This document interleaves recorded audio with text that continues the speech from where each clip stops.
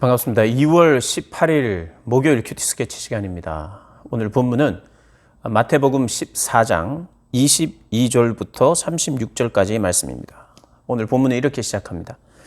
예수께서 즉시 제자들을 재촉하사 자기가 무리를 보내는 동안에 배를 타고 앞서 건너편으로 가게 하시고 무리를 보내신 후에 기도하러 따로 산에 올라가시니라. 저물매 거기 혼자 계시더니. 오늘 본문은 물 위를 걸으시는 예수님, 그 예수님을 소개하는 내용입니다. 오늘 본문 금방 읽었던 22절과 23절에서 주님이 또 기도하십니다. 홀로 남아서 기도하십니다. 그런데 먼저 제자들을 재촉해서 먼저 보냈어요. 배를 태우고 건너편으로 보냅니다. 왜 배를 태우고 건너편으로 보냈냐 하면은 사람들이 예수님을 왕으로 삼으려고 하고 막 예수님을 이제는 그분의 이름과 그분의 영광을 막 높이려고 했기 때문에 제자들이 거기에 그 군중들의 마음에 사로잡힐까 봐. 우리 주님은 섬기러 오셨고 죽으러 오셨는데 제자들이 그냥 이제 우리가 주님이 왕이 되고 이제는 완전 영웅이 되시는구나 라고 하는 그런 생각을 하게 되면 안 되니까 우리 주님은 재촉하십니다. 그래서 제자들을 먼저 보내셨어요. 그리고 예수님도 같이 가시면 좋은데 예수님은 따로 또 떨어져 있어요. 제자들과도 떨어져 있고 군중들과도 떨어져 있어요. 어제 말씀드렸듯이 홀로 하나님과 기도합니다. 하나님의 뜻을 분별하고 홀로 있는 시간이 너무 중요해요. 그래서 어제 본문과 오늘 본문에 공통적으로 주님이 또 의도적으로 이 일들을 기도하는 일들을 하시는 거죠. 섬김과 희생이죠. 섬김과 희생. 다른 사람의 응원으로 되는 일이 아닌 것을 잘 아셨기 때문에 따로 홀로 하나님과 대면하는 시간이 필요합니다. 좀 외로울 수 있어요. 하나님의 음성을 듣고 하나님과 교제하는 것은 세상의 소리가 잠잠해져야 되거든요. 우리의 마음속에 잠잠해져야 돼요. 잠잠히 있는 게 필요합니다. 요즘 시대를 살아가면 갈수록 잠잠하여 사람의 어떤 것으로부터 떨어져 있기가 쉽지 않은 시대가 되어버렸어요. 그런데 이것은 어떤 시대를 막론하고 우리에게 정말 필요한 일들입니다. 그래서 다른 거 다 꺼놓고 홀로 주님 앞에 나아가는 시간이 꼭 필요합니다. 그래서 우리 주님은 따로 산으로 가셨어요. 기도하러. 그런데 제자들이 바닷가에서 풍랑을 만나고 그 물결로 말미암아 고난을 받는 것을 아셨습니다. 24절을 보니까. 그래서 주님은 제자들에게 가십니다. 물 위를 걸어서 가십니다. 물 위를 걸어서 제자들에게 가셔요. 가서 무엇이라고 하십니까? 제자들이 더 놀라죠. 풍랑 때문에 막 위기를 맞이하고 있어서 지금 두려워하고 있는데 사람이 어떤 물체가 바다에 걸어오니까 귀신이라고 생각한 거예요. 그러니까 귀신을 봤다고 생각했기 때문에 굉장히 또 무서워하고 두려워했어요. 근데 주님께서 뭐라고 말씀하시냐? 안심하라. 나니 두려워하지 말라. 두려워하지 말라. 여러분, 우리는 때때로 인생의 풍랑을 만납니다.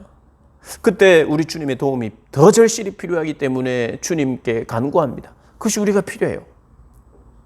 그런데 우리 인생은 어떤 한순간에만 풍랑을 만나는 게 아니에요, 사실.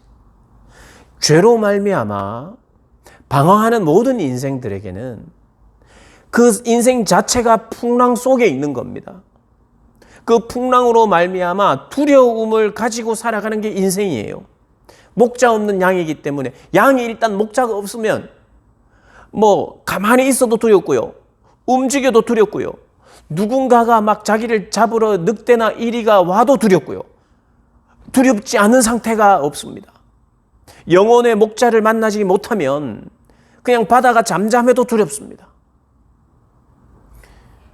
인생의 목자가 되시고 항해자가 되신 주님을 만나기 전까지는 우리 인생 자체가 풍랑이에요. 풍랑이 있든 없든 두렵습니다. 두렵고 무서워요. 두렵고 무서운 거예요, 여러분. 이 땅을 살아가는 사람, 그 어떤 사람도 나는 안 두렵습니다. 나는 걱정도 없어요 하는 사람이 아무도 없어요. 목자가 없으면 두렵게 되어 있어요. 무서워요. 겁이 많은 사람만 무서운 게 아니라 모든 사람이 무섭습니다. 네, 무서워하고 있고 두려워하고 있는 그 백성들을 찾아오시는 게 하나님 나라가 찾아오는 겁니다. 너희들이 이리 올라와라가 아니라 예수님께서 하나님 나라를 가지고 오셨어요. 구원이 필요한 자들, 풍랑 속에서 헤매는 자들, 바다 가운데서 표류하는 자들에게 오셔서 그와 함께 하십니다. 그래서 배에 오르시죠. 근데 배에 오르기 전에 베드로가 주여, 만일 주님이시거든 나를 명하사 물 위로 오게 하소서. 그래서 오라. 그래서 믿고 갔습니다. 가다가 풍랑을 보고 또 두려워해요. 여러분, 이것은 이중으로 인생이 이렇게 두렵다는 것을 말하고 있어요. 인생이. 예수님을 보고 때로는 확신할 때도 있고 그래서 믿음으로 걸을 때도 있는데 또 빠지는 게 인생이라는 거예요. 여전히 두려워하고 있는 게 인생이고 여전히 두려워할 수 있는 게 인생이라는 거예요. 그래서 주님이 손을 내밀어서 건져주시고 배에 함께 오르십니다. 너희들 의심하지 말라. 의심하지 마라. 임마누엘 하신 주님 의심하지 말라. 난 너희들과 영원히 함께 할 것이다. 풍랑은 어쩌면 계속될 수도 있다. 의심하지 말라. 그리고 너희들이 믿음이 없어서 연약해서 또 넘어질 수도 있다. 의심하지 말라. 나는 여전히 너희와 함께 할 것이며 너희의 구원자다. 하나님의 나라가 그렇다고 했잖아요. 세례 요한이 목배임을 당하고 누군가는 죽고 핍박당할 수 있는 나라다. 그러나 그 나라가 보잘것없어 보여도 그 나라가 영원하다. 너희들에게 풍랑이 일어날 수 있다. 그리고 너희들도 죽게 될 것이다.